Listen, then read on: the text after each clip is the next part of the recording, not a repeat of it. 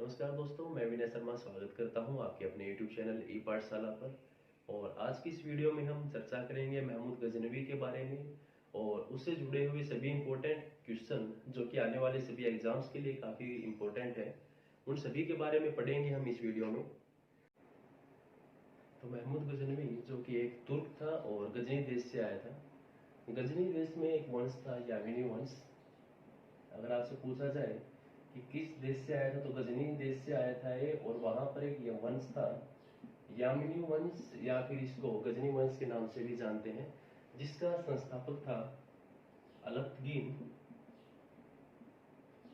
यामिनी वंश जिसका संस्थापक था अलतगीन, और उसी अलतगीन का एक गुलाम था सुबुक्तगीन, और सुबुक्तगीन का बेटा था महमूद गजनवी।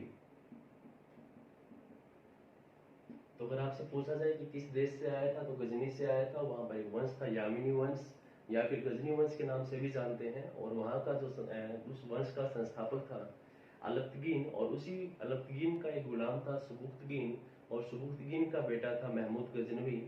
भारत पर इसने सन 1000 से लेकर 1027 तक कुल 17 बार आक्रमण किया। तो उन सभी आक्रमण के बारे में हम पढ़ेंगे और उनसे जुड़े हुए जितने भी इम्पोर्टेंट क्वेश्चन हैं उन सभी पर चर्चा करेंगे। तो अगर आपसे पूछा जाए कि पहला आक्रमण इसने कब किया तो सन 1000 ईस्वी में इसने आक्रमण किया था प्रथम, और पेशावर के जो शासक थे जयपाल, उस पर इसने हमला किया था प्रथम।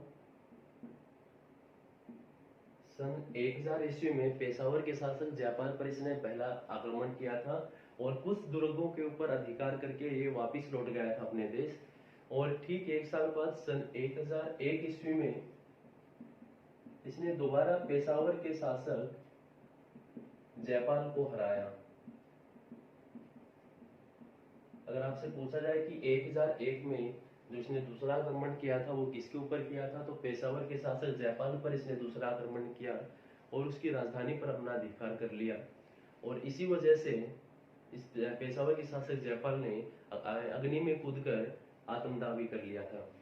तो सन 1000 में इसने आक्रमण किया था पेशावर के शासक जयपाल पर, और 1001 में दोबारा उसी के ऊपर आक्रमण करके उसको हराया। इसके बाद हम पढ़ेंगे सन 1006 ईस्वी में जो इसने आक्रमण किया था वो हिमाचल प्रदेश के नगरकोट मंदिर पर इसने हमला किया था। हिमाचल प्रदेश के नगरकोट मंदिर पर जो कि कांगड़ा में है। सन 1006 ईस्वी में इसने हमला किया था हिमाचल प्रदेश के एक प्रसिद्ध मंदिर नगरकोट मंदिर पर जो कि कांगड़ा में है। साम्राज्य का विस्तार करना इसका कोई उद्देश्य नहीं था, इसका एक ही उद्देश्य था मूर्ति और मंदिर तुड़वाना और लूटपाट करना। तो सन 1006 ईस्वी में इसने हिमाचल प्रदेश के नगरकोट मंदिर पर हमला किया। इसके बाद 1008 ईस्वी में जयपाल के पुत्र अनंगपाल पर इसने हमला किया और उसको हराया। जयपाल के ही पुत्र अनंगपाल पर इसने हमला किया सन 1008 ईस्वी में और उसको युद्ध में हराया। इसके बाद सन 1011 और 12 ईस्वी के दौरान इसने मथुरा और उज्जैन पर आक्रमण किया। सन 1011-12 ईस्वी में इसने मथुरा और उज्जैन पर आक्रमण किया और वहां पर स्थित ज्यादातर मंदिरों को इसने तुड़वा दिया। इसके बाद सन 1014 ईस्वी में इसने स्थानेश्वर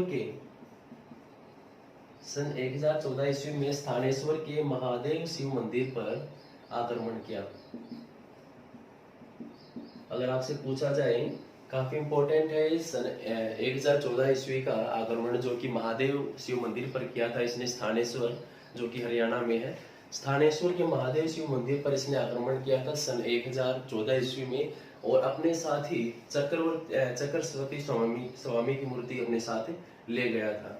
तो अगर आपसे पूछा जाए कि 1014 ईस्वी में कहां पर आक्रमण किया तो महादेव शिव मंदिर और चक्र स्वामी की मूर्ति भी अपने साथ ले गया था, और अपने गजनी देश में इसने उसको ठीक चौराहे के ऊपर दबा दिया था ताकि आने जाने वाले लोग उसको ठोकर मारते हुए चले। चक्र स्वामी की मूर्ति अपने साथ ले गया था स्थानेश्वर महादेव शिव मंदिर पर आक्रमण करके।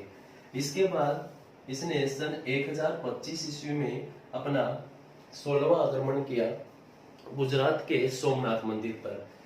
तो काफी इंपोर्टेंट है ये भी। गुजरात के सोमनाथ मंदिर पर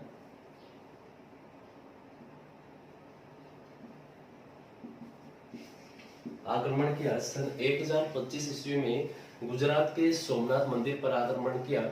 और अगर आपसे पूछा जाए उस समय वहां का शासक कौन था, तो चालुक्य वंश के ही एक राजा थे, भीमराज प्रथम। उस समय वहां पर शासन कर रहे थे। और सोमनाथ मंदिर पर सन 1025 ईस्वी में इसने 16वां आक्रमण किया। और इसके बाद 1027 ईस्वी में इसने अपना अंतिम आक्रमण किया था जाटों पर। सन 1027 ईस्वी में अपना अंतिम आक्रमण किया था जाटों पर। और इसके साथ ही 1030 ईस्वी में इसकी मृत्यु हो गई थी। 1030 ईस्वी में महमूद गजनवी की मृत्यु हो गई थी। तो ये थे इसके महत्वपूर्ण आक्रमण, जो कि आने वाले एग्जाम्स के लिए काफी इंपोर्टेंट है। पहला आक्रमण किया था सन 1000 ईस्वी में पेशावर के शासक जयपाल पर। और ज्यादा हानि नहीं पहुंचाई थी, कुछ दुर्गों पर इसने अधिकार किया और वहां से वो वापस लौट गया। इसके बाद दोबारा इसने आक्रमण किया सन 1001 ईस्वी में पेशावर के ही शासक जयपाल पर।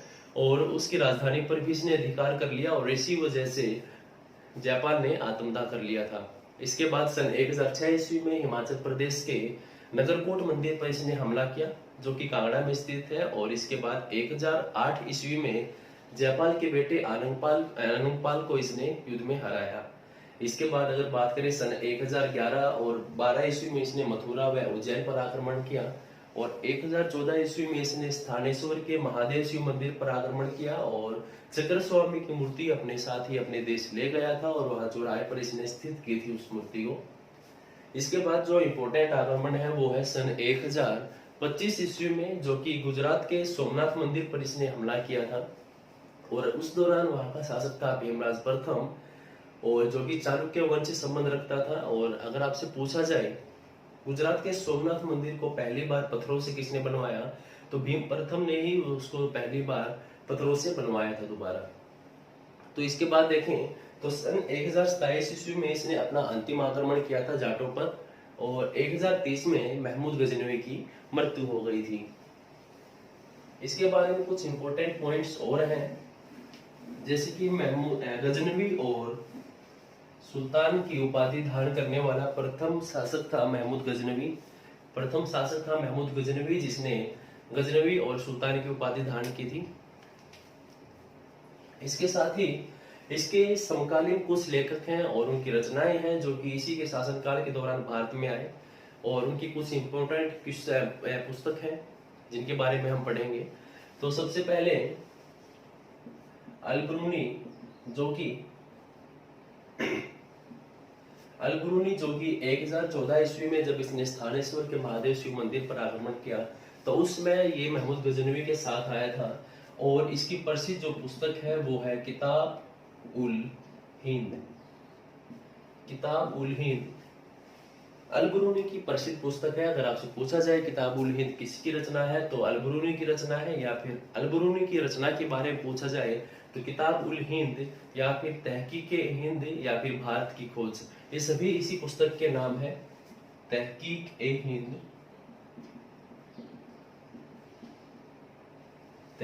हिंद या फिर भारत की खोज, ये इसी पुस्तक के अन्य नाम है। इसके बाद अगर हम चर्चा करें तो एक और प्रसिद्ध लेखक रहे हैं फिरदौसी।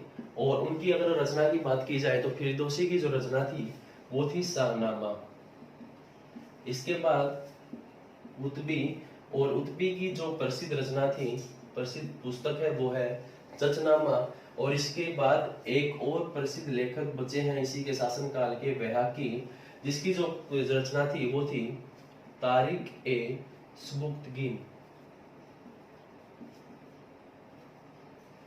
ए सुबुक्तगीन, जो कि महमूद गजनवी के पिता की ही बायोग्राफी है, उसी के बारे में लिखी गई है तारिक ए सुबुक्तगीन। और किसके द्वारा लिखी गई है, तो बैहाकी के द्वारा लिखी गई है तारिक ए सुबुक्तगीन।